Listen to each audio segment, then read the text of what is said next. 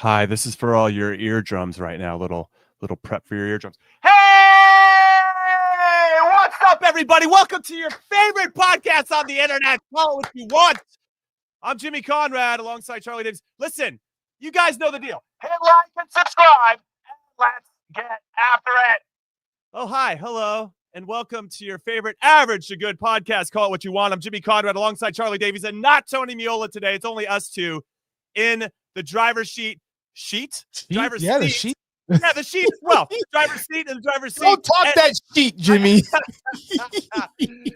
What a start. And I got Chuck riding shotgun. Listen, Chuck, we're doing a preview today of the U.S. national team first game on November 14th, Thursday in Kingston, Jamaica. First leg of the Concacaf Nations League quarterfinals. Are you ready to get into this? I mean, I'm pretty excited, all things considered.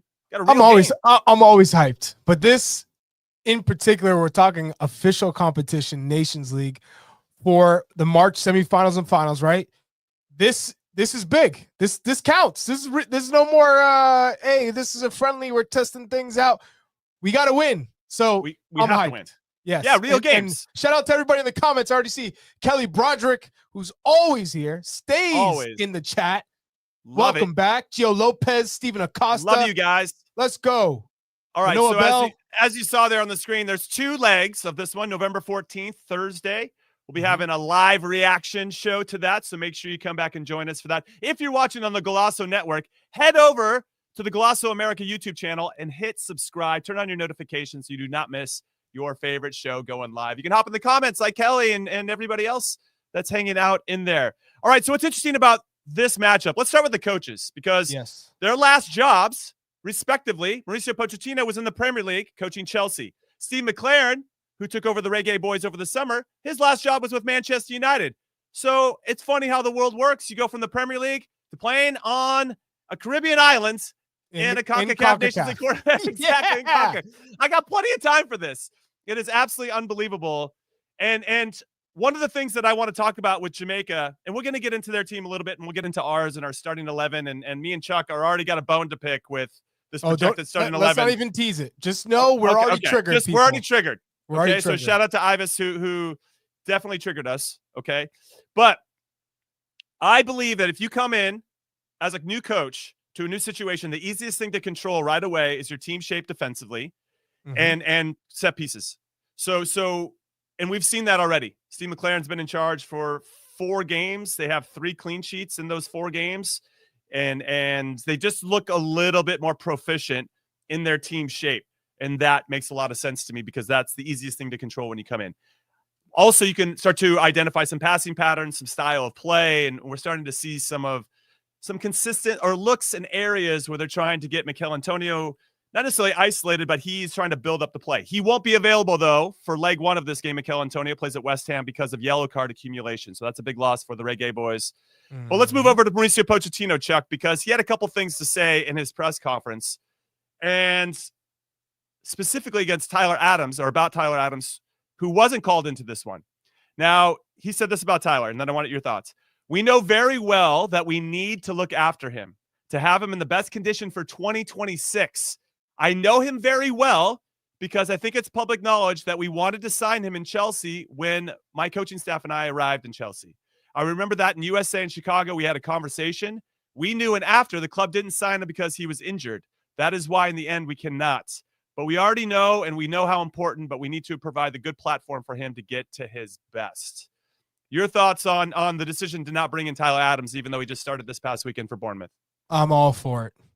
But right now, it's about getting Tyler Adams fit, healthy, strong, in a rhythm, in good form. So let him stay at the club. Let him get the right medical treatment. You know, it's about time putting him first. He is so important, I think, in the big picture that you're not going to risk him against Jamaica. In what we have enough talented players to get the job done without Tyler Adams. So this is an opportunity for, look at how stacked our midfield is, right? The depth is in our midfield, from Weston McKennie to Ream Musah, who's now playing wide right, but to Johnny Cardoso, to Gianluca Busio, to Tanner Tessman, to, the list goes on and on. So for me, you don't risk him in this competition, and you hopefully get him back fit in form in March, where he's hopefully been injury free, and we go from there. Do you let's put Tyler Adams first. Let's have a sliding doors moment here, Chuck. What if he had signed with Chelsea? Where do you think that would have played out for him? Clearly injured. It's probably the number one answer. Well, but him next to Moises Caicedo is something I wouldn't mind seeing, by the way. That would have been pretty sick partnership there, holding it down in midfield for Chelsea. Didn't Moises Caicedo come after the fact when? Yes, he did. So maybe we don't know Moises Caicedo would have went there because he could have gone to Liverpool, right? That's true.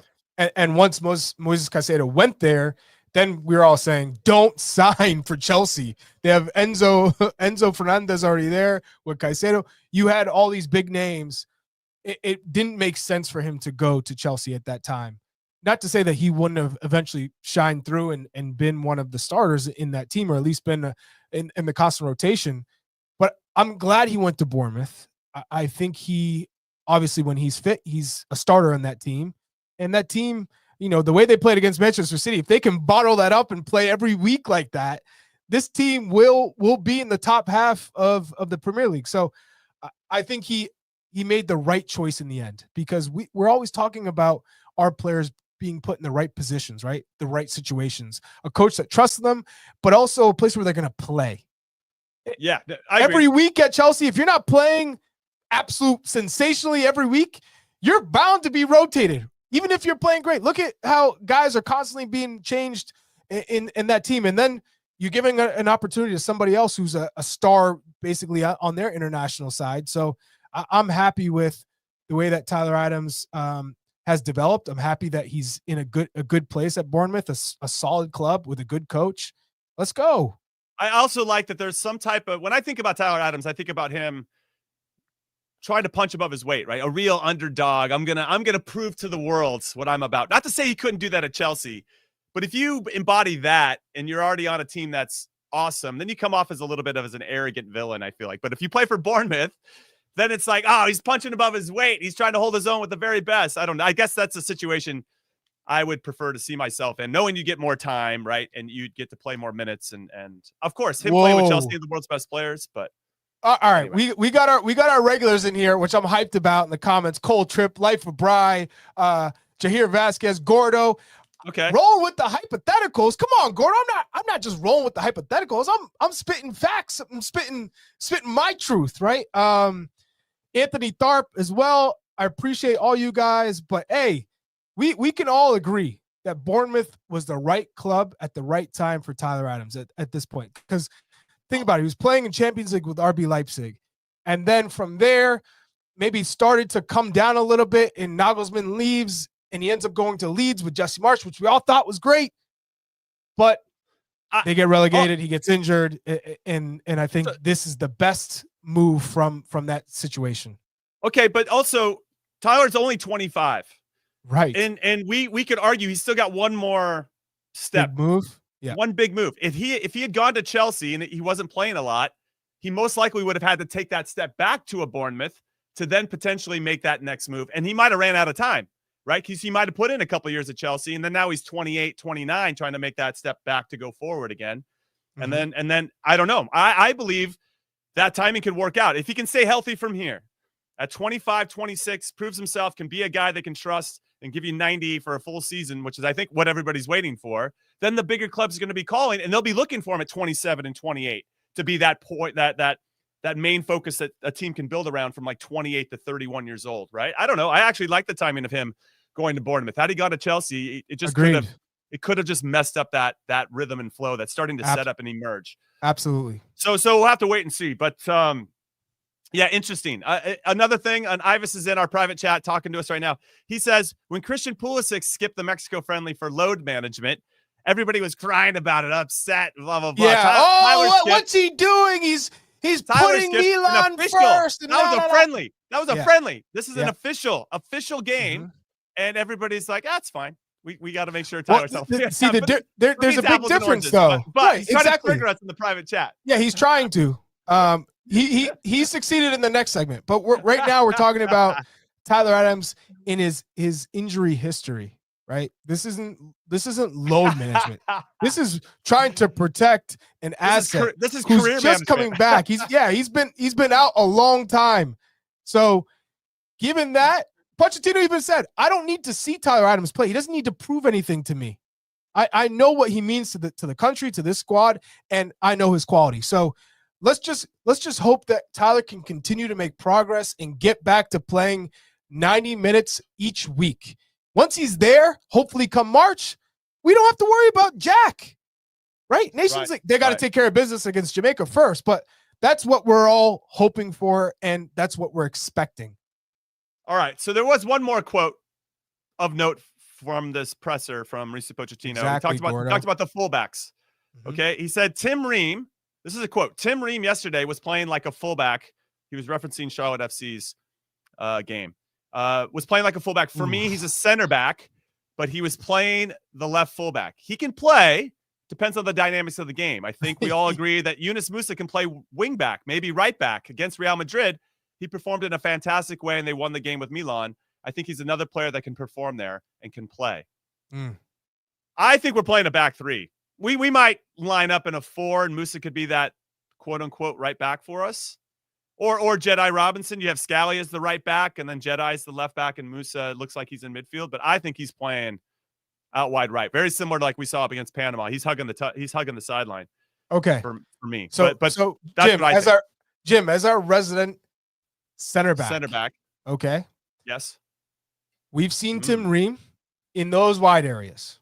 Mm-hmm. He's looking for a rescue float. Okay, that's not where we want Tim Ream. A rescue float. He's looking for one of those a life preserver, life vest, life jacket, whatever you want. We don't want Tim Ream in those wide areas. We all know that. So it's one thing. It kind of scares me a little bit because he's talking about MLS and Tim Ream playing in MLS and playing in this left back role. We all know his strength is being in the center, reading the game, playing along someone that is a little bit quicker than him, maybe that can provide cover, or someone that likes to be a little bit more aggressive and he provides cover and he kind of cleans things up. But that's the last thing we want to see is Tim Ream on the touchline trying to defend some pace. Also throw into the equation that Jamaica now have a winger who can hurt you, right? We're talking about pace and someone who's gifted on the ball. So now that you're trying to figure out, are you referencing Leon Bailey? I am okay. referencing. Just want to make sure everybody's got context. So he's back into the equation now. McClaren brought him back into the fold. You have first Mikel time Antonio, in over a year, by the way. He's been back. Who also has experience torching slower players in the back line. So I think we have to be careful about that. But USMNT Musah, I can easily see when you talk about the back three, we talked about them not having a lot of options with the fullback position, right? You have 1 and 1. That's it. Anthony Robinson and Scally is true outside backs. So USMNT Musah could easily be that right back who comes inside and plays to the midfield or provides with. And we also have to take into consideration Timothy Weah, who can also do that, but not so much coming into midfield, but keeping the width. And he's suspended for the first game, but in the second game, I could definitely see him getting a start, whether it's that right wing spot or some inverted right back spot. I don't know, but they're good options for Mauricio Pochettino. So when answering as a resident center back for us here on the show, yes, if we play a back three, Tim Ream is going to be potentially isolated at times. However, the benefit of having Jedi Robinson as our quote-unquote left wing back / left back is that they have a tremendous amount of time playing together at Fulham. There was asks of Jedi to get up and down the sideline at Fulham. So there were times in the Premier League where Tim Ream would be asked to maybe stretch out of his center back position and have to get a little bit wide into that channel. To your point, though, he's not out towards the sideline. He's not like stuck against the sideline getting isolated in 1v1 situations the whole game. So there's a comfort level there. And because he has that rapport with Jedi already, based on all the time that they've spent together, that's going to be a nice, easy fit. And we already saw it in the last couple games in the friendlies in the October window. So I just think we're going to see it a little bit again. I would not be surprised. We'll get into our starting 11 after the break, but who would you be more surprised to be as that left inside center back that goes out in a back three, or Scally being a right back that comes inside as a right center back? Who would you be more surprised to see in this Nations League matchup against Jamaica? Yeah, it's a good question. Ultimately, there's going to be an ask, I believe, of Jedi to maybe stay home a little bit, especially in the first leg. So we have to look at this as this is the first half in Kingston, right? This is the first half. You don't want to. I was going to use a phrase I shouldn't use. So you don't want to give everything that you have in the first half and potentially leave yourself exposed because you're going to chase that first goal when we don't necessarily have to go get it. There are going to be opportunities. We're going to create opportunities because of our talent alone. We're going to get 1 or 2 per half for sure. Can we get more without leaving ourselves vulnerable to make that happen? So I could see maybe a little bit more of a conservative approach in terms of stacking up Leon Bailey. In terms of, can we get maybe Jedi to be a little bit more aggressive to try to win a ball, anything in front of Leon Bailey? Potentially. You could also just sit behind him and make it even easier. And then Tim can cover in behind. But it's going to really depend on how their 9, Shamar Nicholson, who's been very good for Spartak Moscow this season, 4 goals and 2 assists in 10 games. And he scored against the last time they beat us. He's been good in Concacaf as well. He's been very good. And the last time they beat us in 2019, Shamar Nicholson scored. And that was in a friendly in June. And I'll do a blast from the past. So I'm going to name that starting 11 that we had. And you guys are going to have like, wow, those are some crazy names I haven't heard for in a while. But also, Jahir Vasquez, when we talked about it, I think yesterday, Trusty is a natural back, in a natural center back in a back three, right? That left center back. I agree. Yeah. He's been playing right and he's in good form. So that's another option. So Trusty's an option for sure. Given that we performed, the players that we had, I see Scally, McKenzie, and Tim Ream as our 3, Jedi on the left and Musah on the right. That's what I think is going to happen. You could also do McKenzie, Ream, and Trusty if you wanted to go 3 more. Yes, you could get Scally out. Right. You could. And that if you put Tim Ream in the middle of McKenzie and Trusty, that would free up Ream to not necessarily get as isolated if Jedi gets caught up high. Trusty could be that first line. Right. I like that midfield, right? I wouldn't be worried. I wouldn't be upset about that. Trusty is a left footer, so something to think about as well. All right, we're going to take our first break and call it what you want. When we come back, we're going to break down the projected lineups for both squads. We're all triggered already. Don't go anywhere. Don't go.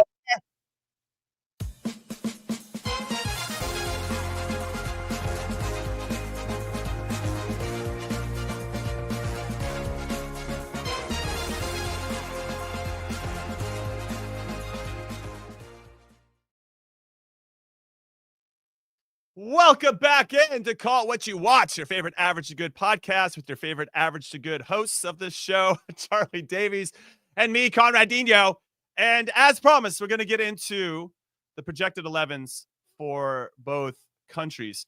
Now, I'm going to start with Jamaica. Leon Bailey is back, as you mentioned, back in the team for the first time in a year. Bobby Cordova-Reid is going to be out for this game due to some family obligations. His wife is due during this international break. He wants to be around for the birth of his child. We obviously wish them the very best. Hope everything goes well there. Mikel Antonio out for first leg of this one because of yellow card accumulation. So when you keep all that in mind, you got Shamar Nicholson up top, most likely. Damari Gray will be playing on the left side. You have Leon Bailey on the right? So those are going to be, that's a formidable front 3. You can't sleep on those. You got McGee. I can't say his name. I'm not even going to try. Lati Badure? Nope. Palmer, Lay, Pinnock, Holgate, Lembikisa, and then you got Andre Blake, the captain, who he stood on his head. I actually thought he was very good against Honduras over 2 legs when they got into the quarterfinals of the Nations League. The guy's excellent. And when he's aggressive off his line, by the way. Lat Baudere. Lada Baudere. Thank you so much. Lada Baudere will be in one of the 6s next to Palmer. What I love and what I've seen based on the games that McClaren's been in charge, they seem to be a lot more organized defensively in the team shape, but it feels like there's a little bit more discipline in their line and where they're setting their line. Not too high, but not too deep. But that's allowing Andre Blake to maybe be a little bit more aggressive off his line. So we have to turn them around at some point, especially if they're going to play a high line. I didn't think we did a good job against Mexico in getting them turned around and then making them play out of difficult situations. I'm not saying that has to be our number one tactic. It doesn't even need to be our top 5 tactic, but at some point, you have to keep the other back line honest, Chuck. You have to turn them around. And there has to be a real intention from our number 9 and whoever we decide to start to get in those channels to make sure that Jamaica knows that's a threat, that could be a possibility. Because if they think it's a possibility, then they take 1 or 2 steps back. And 1 or 2 steps back, as you know, creates a little bit more space for our midfielders, and that unlocks sometimes a lot of the pressure that's happening. So these little intentional pieces of moving and trying to get into space and where can we occupy the space and trying to get in behind, all super important as we try to implement our style of play. Jason Gunnar TV, I got you. I will help coach these game commentators with these names. And yeah, this is when you look at that lineup, you see some areas where Jamaica has strength. You can't leave Leon Bailey 1v1 in a lot of instances and think that they're not going to get something from it, right? So you could see McClaren probably has a good game plan on countering and in transition being quick. This isn't a team that's going to sit on the ball and try and keep possession. We can guarantee that. They're going to be direct as can be. All right, so let's move now into our starting 11. This is projected by our very own Ivan. This is what triggered us, guys. We were triggered before the show started, and we were told to hold our emotion. But here, and it's a 4-3-3. I already have an issue with that. But here we have it. It's we got Turner in goal, Jedi Robinson, left back, Ream McKenzie, center back, Scally, right back. You got Musah, McKennie, Tillman is our 3 in midfield. But say it's a double pivot. He's got McKennie and Musah in a double pivot. In a double pivot, Tillman is the 10, Pulisic, Pepe, and Aronson as our front 3. Pepe being the 9, Pulisic on the left, Aronson on the right. Now we can go, hey, Ivis, are you out of your mind? Me and Jimmy looked at this starting 11. We said, this has to be... Without even talking to each other, Chuck. We were all both triggered in our own way. This is a random fan account that had never seen this team play. Are you crazy with this?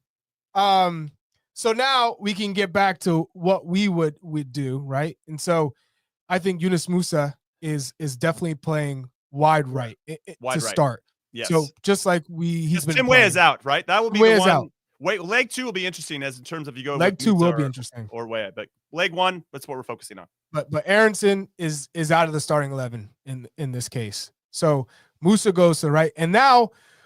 This is where we could have a logical debate, right? A huge conversation. This is a massive conversation. Okay, against Jamaica, to play with Weston, and I think Weston's going to be higher up the pitch. He's not going to be a 6. He'll be a 10. Like 2 10s. I think he's going to be high. Yeah, I agree. He'll be a 10. So, with that being said, if you're playing Tillman and McKennie together as 2 10s, who sits in front of the back 4, also knowing that you're going to have possession. You need someone who's a good passer. Distribution is key from this position. Not so much, I got to run all over the place. This is someone who's got to control the tempo. Now, given that, we got probably 3 real options. Gianluca Busio, who's playing really well. Okay. Keep going. Mm-hmm. Tanner Tessman, who's broken into that Lyon lineup. He's made a lot of progress there. Or Johnny Cardoso, who had a real dip in form, and now it looks like he's got out of that hole. And I know our Ivis over here, Ivis is absolutely the number 1 fan club, Johnny Cardoso. So you got those his pajamas at home. Yeah, he might be wearing the onesie right now. At the moment, I think those are the 3 that you would go with to play in that midfield with McKennie and Tillman. Now, we also talked about the flexibility of the back 4. And if it's a 3, where Anthony Robinson's really keeping the left flank and providing width there, which allows Christian Pulisic to come inside. And now you really have support in, if Pepe's up top, you have 1 Pulisic, you have Musah, who's going to come inside, and then you have 5, really a box of 5 with McKennie and Tillman. So I really like that. And then you go from there. Timothy Weah comes into the second leg, and I think he gets a start in that second leg. But this is a real opportunity for Ricardo Pepi. We can't talk about service because I think he's going to have a lot of support underneath him, which has been a big issue. So what do you think about that, Jimmy? So I'm curious, the chat might explode here. I don't think Tillman starts. Okay. I think McKinney becomes the 10. And then you have 2 6s, potential hybrid 8. Because you're going to play have 2 6s against Jamaica. No, you could have a hybrid 8. So you could ask one of your 6s. Johnny Cardoso just had an assist for Real Betis this past weekend. So obviously he's being asked to join the attack. So you could have someone who Mauricio Pochettino could be like, hey, I need you to help support the play. But defensively, this is how we want to set up. Again, there's still an emphasis, and this is where the balance I think it is for Pochettino and his coaching staff. How much do we want to work on the team that we want to become moving forward? Like, what is our formation that we want to build off of moving forward? Is that 2 holding midfielders? Again, they don't necessarily have to be traditional 6s, but maybe they start there in terms of how or at least defensively, that's where we want to kind of end up, where we have a back 3, we have our 2 6s, and then we have our wing backs that are kind of fluid. They can be outside back, so they can press high and be a winger. If that's how we want to go, then you don't want to sacrifice that style of play and that philosophy just because we're playing against Jamaica, who might sit back a little bit. So that's where that balance is going to be. And so I believe that Weston McKennie's going to play the 10. I think Christian's going to be asked very similar against Panama to come inside, and now we're going to have 2 10s, especially in build-up. And then we're going to have 2 6s. Now, I say 6s, putting air quotes for those that can't see. One of them probably going to be an 8, because I do believe, to your point, that we're going to need another player to help join the attack and can come from that position. But one of the 6s always has to sit. So if one of them goes, then the other one has to stay, or vice versa. And then that's where the big question for me comes. Who do you put there? Yunus Musah is going to give us our width out wide right. Christian or Jedi can give it out wide left, though I think Christian's going to come inside, and then he's going to try to look to combine with Weston and then Pepi up top. So then it becomes, and the big conversation for me is, who are your 2 6s? We saw Aiden Morris and Busio start the last 2 games. So I believe Busio will be in there for what you were talking about. Mm-hmm. Good passing, good in build-up, good ideas of the game, knows when to join the attack. But then do you want someone that's similar to that? It could be Cardoso. You could have a Cardoso-Busio who they can both join the attack at different times and have demonstrated they could do that and potentially make the final pass. I don't know if that's going to happen. You could have an Aiden Morris who's clearly going to be the 6, which will allow Busio to be a little bit more of the 8. Or you could go Tanner Tessman, who didn't start this past weekend for Lyon, came on with about 35 minutes left.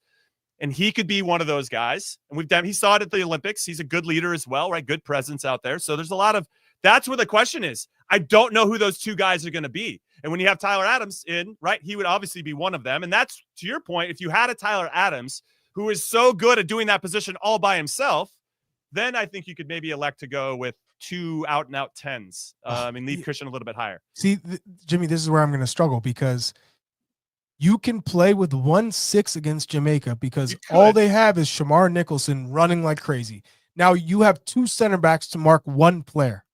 You throw in a 1 6, you're doing 3 versus 1. Because if they're playing long balls to him and he's got to take it down or he's trying to flick it, that lone 6 then becomes someone who wings the second ball or just protects anyone coming underneath. You don't need 2. Right? I get that. But what I'm saying is if there's a style of play, I agree with you ultimately, but if there's a style of play that Pochettino wants to play and it looks more like a 3-4-2, like a 4-2-3-1, or because that's 3-4-2-1 bread and butter. Okay. Yeah. Well, sure. But the 2, we're both saying that there's going to be 2. So if he wants to have 2, and that's vital to the way he wants to build up and create triangles with his wing backs as they push a little bit higher up the field, then that becomes pretty vital positioning that I don't know if you can do it with just 1 player, unless you had one of your 10s drop in. That's more than possible too, right? So there's some flexibility in the midfield position. I just don't know which combination he's going to go with. And then leg 2 gets even more complicated, because if Timo Weah comes in and goes out wide right, then Yunus Musah potentially could come in and take one of those central spots. So these are all good problems. These are amazing problems to have. These are all phenomenal problems. And the reason why I wouldn't go McKinney as a lone 10 and 2 6s, because Weston isn't creative enough to be the lone 10. Well, Christian, for me, there'd be a box. You'd have 2 10s. So Christian ultimately comes inside. Yes, Christian and then because Jedi would be your width. So you have Christian and Weston as your 10s. And then you'd have whoever else is you'd have a box in midfield. I actually prefer, this is how I coach. This is the team. This is the formation I've really enjoyed coaching because there's so much fluidity in how you want to move. If you want Christian to go wide and run the channels, you can ask him to do that from the 10 position. And he can start wide if you want, and people can adapt accordingly. It just gives a lot of fluidity and flexibility. We've seen it. Who does a really good job of it? We have Xabi Alonso with Bayer Leverkusen, and you have Gasparini at Atalanta, who are very good at like making this work in a really fluid and flexible way, which I really appreciate. I think what it comes down to, I think we're both kind of saying the same thing in a way. Yeah, we are. Yeah. What it comes down to is, how does Pochettino want to defend against the ball? And how does he want to defend in anticipation when you have the ball, when you lose it in that transition moment? Great point. Is he willing to take risks in some of those instances? Is it a matter of getting that early goal first so you can afford to take some of those risks? Because if you score early against Jamaica, it completely changes the game from their tactical game plan, which is probably going to be pretty much sit back, counter, look for set pieces, look for those moments to win the ball. When we're trying to be creative and daring and combined, if we can play quick, we lose it, and then they play quickly, right, and try and catch us in transition. But ultimately, is he okay with the 2v1, or does he want more security when we are playing against the ball? So I'm curious, because I don't think Weston can play the lone 10. I think he's best if you're talking about 2 10s, or he's an 8, because he makes incredible runs out of midfield, but late runs, that's when he's best, when he kind of goes undiscovered as he kind of ventures through the midfield. People lose track of him. Well, one possibility we didn't talk about is that Weston could actually drop in and be one of the 6s, again, air quotes, next to whoever. It could be Busio, McKennie, and then you have Aronson and Pulisic, because Ivis is like dead set in the chat here, a private chat, that Aronson is going to be in the team. So we'll have to wait and see what happens. Lots to talk about. Obviously, we love breaking it all down for you. We're going to take our next break. I hope AI is wrong. I honestly hope this is wrong in this one. When we come back, we're going to start answering your questions, and that should be a lot of fun. Don't go anywhere.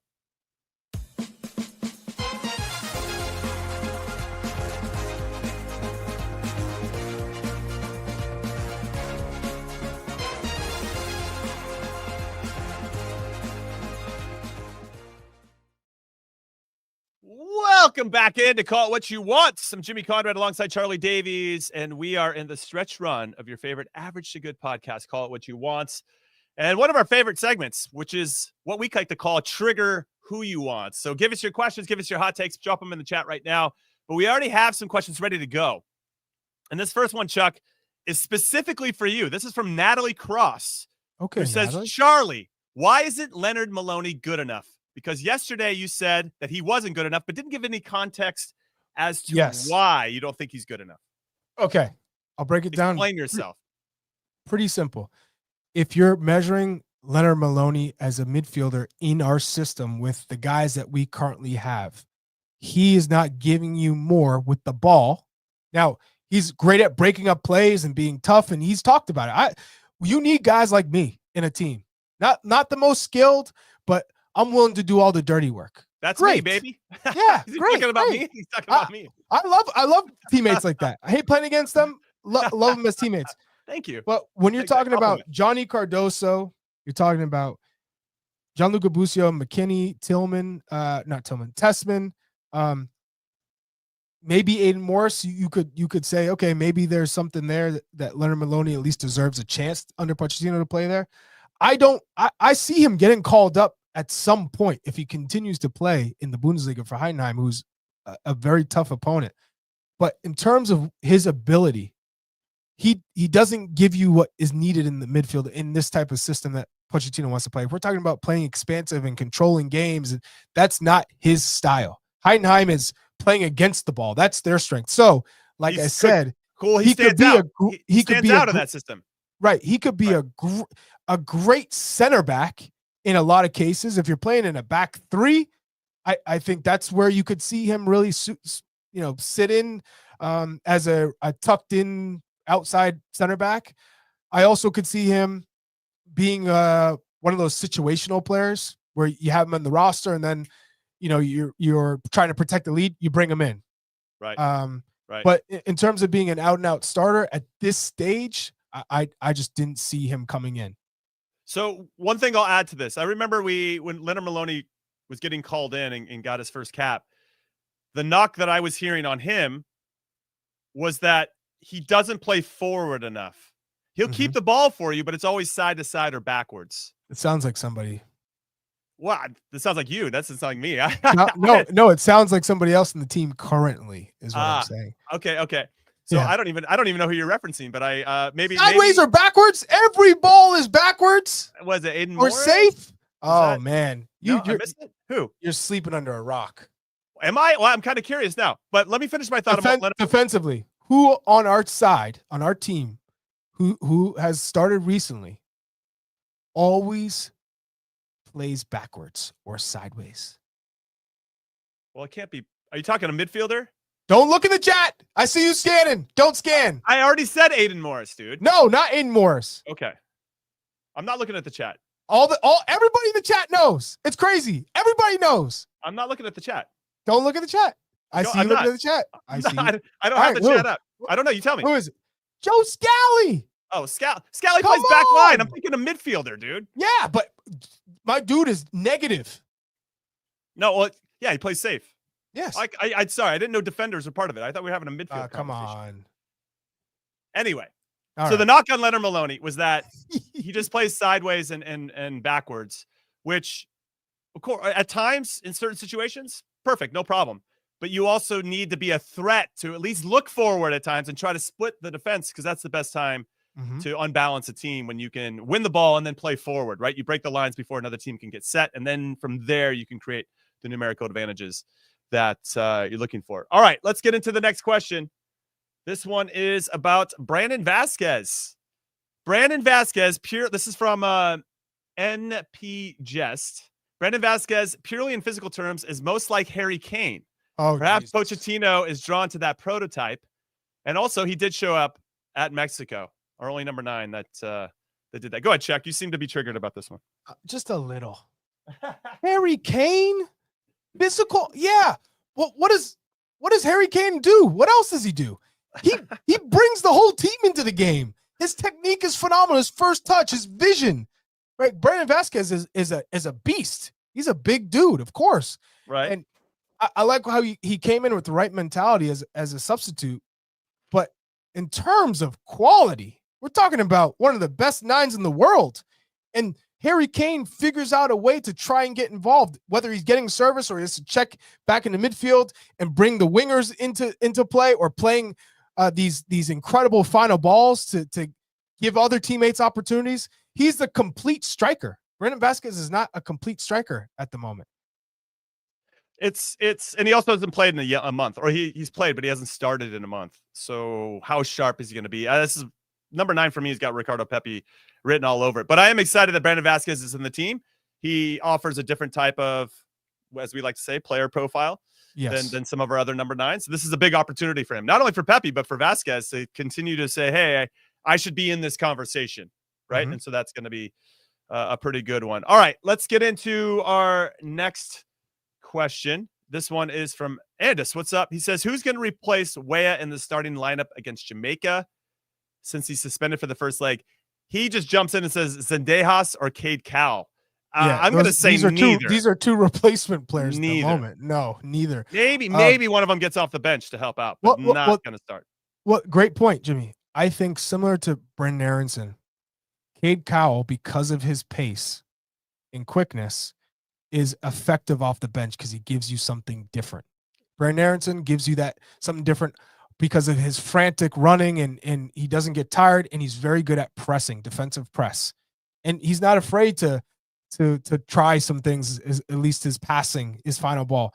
So in terms of who starts, because Tim Weah is out, I think we're going to see Ream Musah play in that position, which is where Pochettino has played him and where he's been playing with Milan, wide right. So that makes the most sense to me. I would say, too, as a defender, as a resident defender, if I saw Brendan Aronson and or a Cade Cowell come off the bench, and I'm 60, 70 minutes in a game, and I'm already kind of leggy at that point, chasing guys around, and those two dudes are the ones that are getting lined up to come run at me again, I'd be like, this is some bullshit. Listen, I'll give you an example. We played against Argentina in the Copa America, right? Yes. And we're running off, Riquelme, Crespo. That was the most star-studded Messi. national team squad that I've ever seen. I remember just being like, whoa. Yeah, and every this single is the guy. bench guy, right? Like, whoa, whoa. Yeah. So but that happened in this game. Like we were chasing those guys the whole game, and then all of a sudden they bring Tevez off the bench. He got me isolated in a 1v1 situation. Me and him, because we're chasing the game, right? We're down at this point. 40 yards out, me and him, 1v1 out wide. I'm like, holy, like this doesn't feel You fair. said, I hate life you guys. jacket. Where's that preserver? Give me that preserver. Jada Merritt, are you off my shoulder to help cover for me? Like, where is And he said, where is no. everybody? You heard an echo. Everybody was dead tired at that point. So thankfully, I got him to, I kind of slowed him down, and he ended up taking a shot with his left foot from about 20 out. And I was like, and he missed it way over the top. And I'm like, thank God. I saw you put your hands on your knees. If he should have just kept running at me, baby, because I was dead tired. So when I think about what Cade Cowell and Brendan Aronson could do, especially how quick and relentless they are with their running, I think there's some real value in them coming off the bench. That's why I don't think Brendan Aronson's going to start, but we'll have to wait and see. All right, next question. The thing is, Cowell gives you the threat in behind. So he's stretching you with his pace. Brendan Aronson can run in behind, but he doesn't have that same impact in terms of quickness and max speed. Right. All right, quick. We got last question here from Alex. Alex says, not sure why Cole Campbell, the 18-year-old who just got his first minutes in the Champions League for Borussia Dortmund, didn't get a call in over Zendejas or Cal, if I'm being honest. This is from Alex Goff. Alex Goff, that's a fantastic question, because I can assure you Cole Campbell's probably thinking the same thing, because if I was in his shoes, I'd be saying, hey, I'm playing with Dortmund. I'm getting minutes. I'm playing Champions League. I got my first minutes. Yeah. I think that's at this stage where the U.S. men's national team Baby is. steps. I would think, and patience. Just like we said with Tanner Tessman, patience. And then an injury ends up getting called in, but patience. It's just a matter of when, not if. Oh, hold on. I got triggered. Oh, here we go. Juan Garcia in the chats. He said, come on, Chuck. Musah was trash at that position last camp. Okay. Now, we're talking about Yunus Musah playing in that wide right spot. What track? So wait, the same guy that played that position against Real Madrid? Yeah, the same guy that played against Real Madrid at the Bernabeu, Juan Garcia. The top of the top. You cannot get better in terms of the highest level. Period. Played 90 minutes against Real Madrid and won 3-1. And you're going to tell me that Musah's not good enough, that he's trash in that position. Also, this is why I think he's going to play that position, because Musah had the chance. Pochettino had the chance to play Musah both times centrally and did not.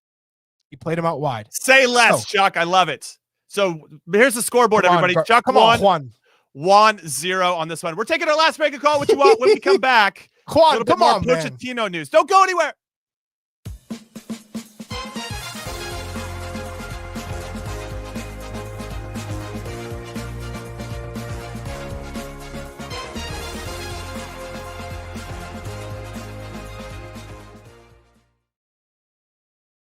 All right, welcome back into Call What You Want. Last segment, let's have some fun. Pochettino said this. He said this, Mauricio Pochettino. He's not bending the knee, we're paraphrasing this, to convince dual nationals to play for the U.S. This is his quote. Oh, actually, we get to hear from him. Let's roll it. I think sometimes we are wrong. We need to be careful. Convince. The federation no need to convince a player, because it cannot be the most important, one player more important than the team or the 300 million people. I think the player, if he's American player, need to be desperate. I need to show that we need him, or he need to show that deserve to come with us. Because if not, it's like we are weak federation. We are weak. We show our weakness. That is so big. We need to think in big. Because if not, we are desperate to pry. No, you need to come with us. No. Come on. We won. Maybe less talent is better, but people with commitment. Ooh, I love that. I got plenty of time for that, Chuck. Less Hey. talent, but plenty of commitment. I would have starred for Mauricio Pochettino. Yes. You're getting the captain's That's my armband bio. direct. I'm going to put that right on my bio on my social media stuff. Unbelievable. Well, your thoughts on that, though? No more recruiting. You want to play for us? Great. If you don't, great. I think got to be a little careful with that, because if you have the chance to get a Yunus Musah, we're just not going to beg. We're not going to beg. You can have an exploratory conversation. You said recruit. You said recruit. You said recruit. Okay. So there is a recruiting aspect to this. I agree. That should remain. Have a conversation. Right. Now, you say, we'd love for you to come represent the United States. Do you want to play with your heart and represent this country like the rest of the squad? Would you want to be a part of it? Right? You have to do that. That's your job, to go out and find the best talent that is American, right? So from that standpoint, love it. Bending the knee? Absolutely not. Yeah. You either want to play for this squad. It's a proven young squad with all this hype. You got the World Cup on home soil. You either want to be a part of this, you want to die to be a part of this, or good luck. Do you think we bent the knee for Flo Balogun? It felt like we bent a knee a little bit for Flo Balogun. I think we felt that way. I don't know if it's real or not, but it felt that way. No. I think, well, you also go look at his options. He was never going to play with England. That was never going to happen. Mm-hmm. Nigeria, he could have played for. So even with Nigeria, he's not going to play over Boniface, Osimhen, Lukman. I mean, he's not going to play there. So it was almost by default that he had to.